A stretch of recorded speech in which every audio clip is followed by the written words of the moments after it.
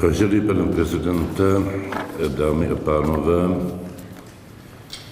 přijíždím do Таджикистана. Уважаемый господин президент, уважаемые дамы и господа, я приезжаю в Таджикистан с немножко сентиментальными чувствами и даже с ностальгией. Я был здесь в последний раз приблизительно 30 лет тому назад, когда мы ввели вычислительную технику конкретно при помощи фирм Агродат и Политехна. Симуляционные модели для сельскохозяйственной продукции. Simulační modely pro zemědělskou produkci. Pevně doufám, že díky těmto modelům se zemědělství Tadžikistanu výrazně zlepšilo.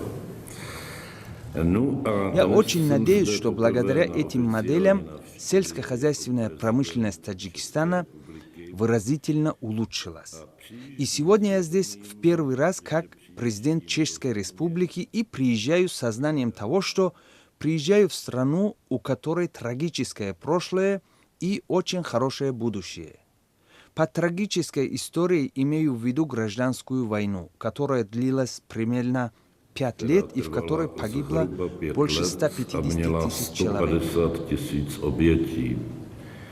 A chtěl bych upřímně blahopřát panu prezidentu Rahmonovi, že dovedl svoji zemi nejenom k míru, ale že to byl... Я хотел бы искренне поздравить вашего президента не только с тем, что он сохранил мир, но также с тем, что он до сих пор единственный президент в мире, который смог победить исламских террористов. Именно этот случай, то есть то, что можно победить террористов, это чрезвычайно мотивирует именно в связи с тем, что возникла группа «Исламское государство», и которая имеет амбиции овладеть половиной Европы, половиной Африки и Средней Азии полностью, в том числе и Таджикистаном. Одновременно я хотел бы сказать, что касается светлого будущего, то оно состоит из двух конкретных возможностей. Первый – это так называемый гидропотенциал. Господин президент проинформировал меня, что этот потенциал сейчас используется на 5%.